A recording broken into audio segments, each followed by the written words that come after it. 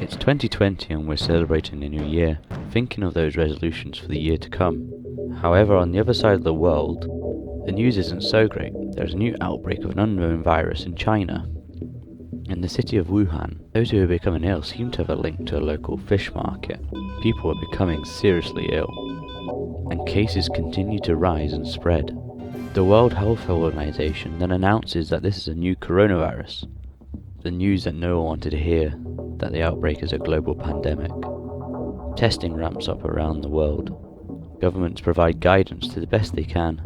Travel plans are halted. Despite these measures, more and more people become ill. We see our first case in the bubble of St. Andrews.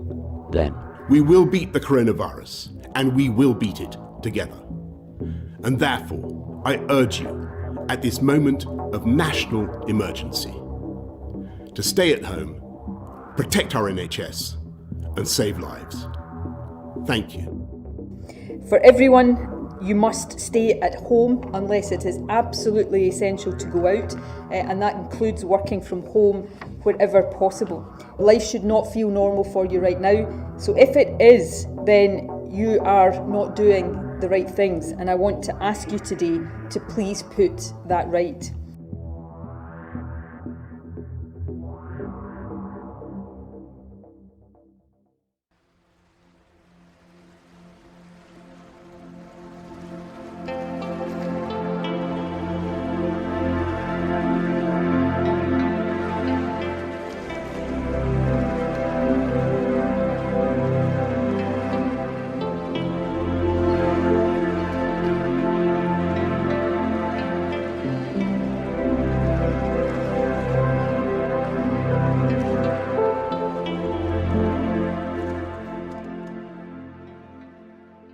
In my case, it has been mainly positive, not least because I also took early retirement, which means the stress of things that needed to be done to deadline disappeared, and I can only dedicate myself to the things which I want to do. So I have contributed to a number of conferences, I participated in film festivals, I gave a number of talks, finished a number of pieces, so I have more time to do the things that colleagues that are under pressure to teach and to refashion their teaching to new requirements have. So in my case, it has not been too bad. Outside of work, what were the most difficult parts of lockdown for you? I personally didn't feel I have any huge challenges.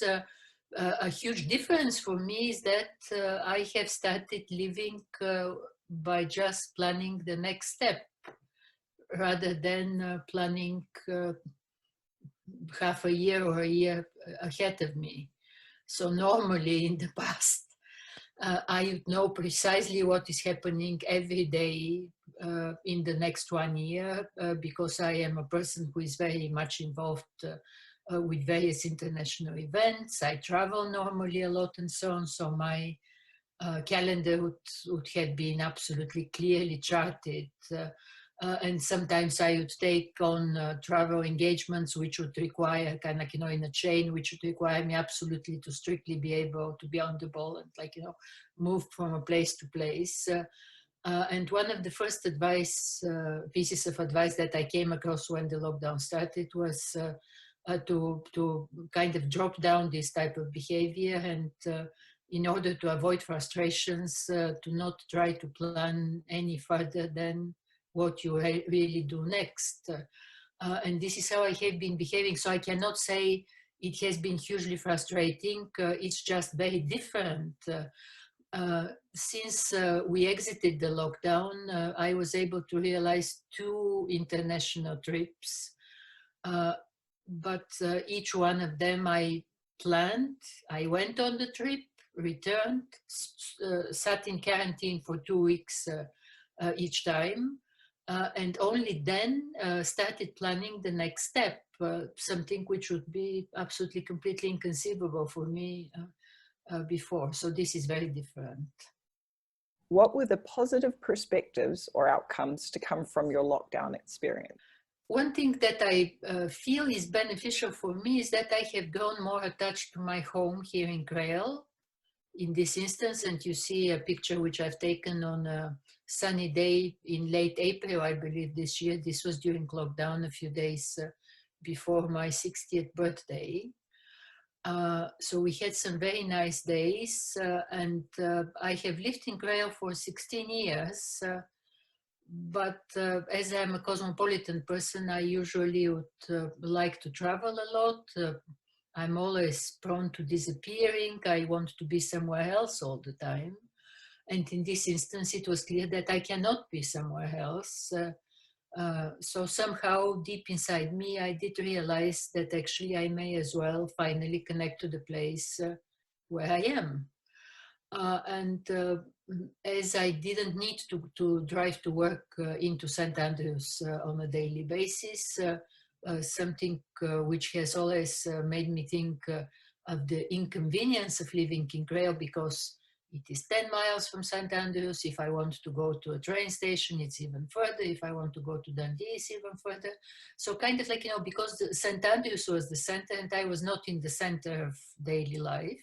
Now my daily life, the center was in Grail, and I started discovering things which I knew existed, but I had not time to experience them, like the nearby golf courses, which were completely empty, and we were able to go in summer and walk barefoot on the surface of immaculately maintained golf fields. There is a nearby fantastic little forest. As I like being with trees, I was able to go there almost every day.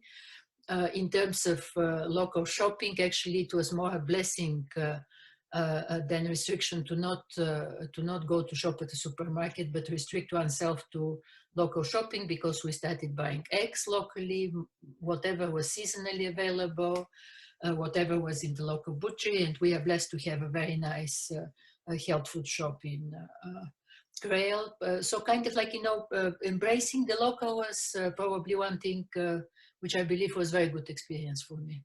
What aspects from lockdown would you like to continue going forward?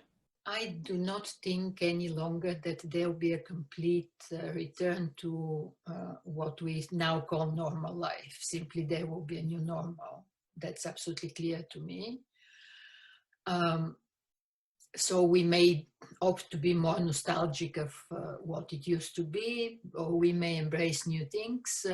One thing which I have always liked has been the advantages technology gives us, and I have always been over the years a proponent of distance learning education, of using more of online forms of teaching and so on, which in the case of St. Andrews, it's not a way that has been embraced particularly, even though from time to time there are different pronouncements that will be world leading in whatever online delivery and no.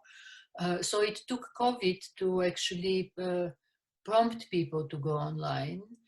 But I have always been a believer that the combination between face-to-face teaching and teaching online, which would not require specifically people to be in a small town on 5 North East Coast, would actually be beneficial and could give more to the university. So in my opinion, some achievements which are done now, of course, I am no longer formally teaching at St. Andrews, but obviously I'm involved with other universities. I'm honorary professor at the University of Hong Kong, for example, where they use online teaching in completely different and innovative forms, also pre-COVID and now.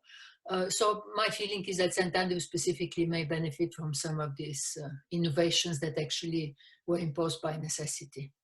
If you're able to go back to the start of lockdown, what advice would you give yourself?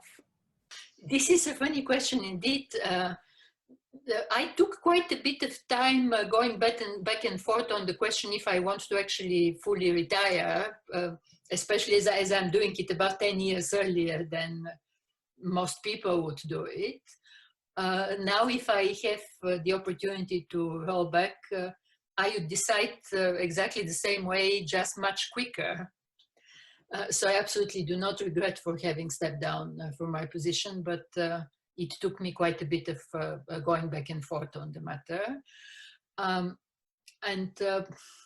nobody could know for how long it will last, and we cannot know for how long it will last, even speaking at this moment in early November. I always go back in my mind to the book by Albert Camus. I believe the English title is The Plague, quite well-known book, and I know many people have read it or reread it during this pandemic, a book which I know from my 20s, quite a long time ago. I didn't reread it, but I always remember this book, which describes an epidemic which is totally overwhelming and depressing and absolutely horrible, and kind of builds up and becomes worse and worse and worse, and in terms of reading is a very difficult experience to read. And then all of a sudden, at one moment, the end comes and everything starts resolving and resolves.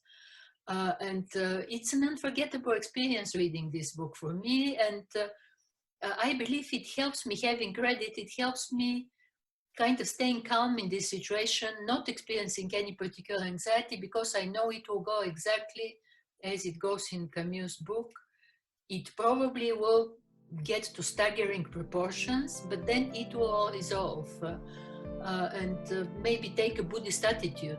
These too will pass. As the Buddhists who just concentrate on the breath and breathe through it. Maybe this is the lesson for me.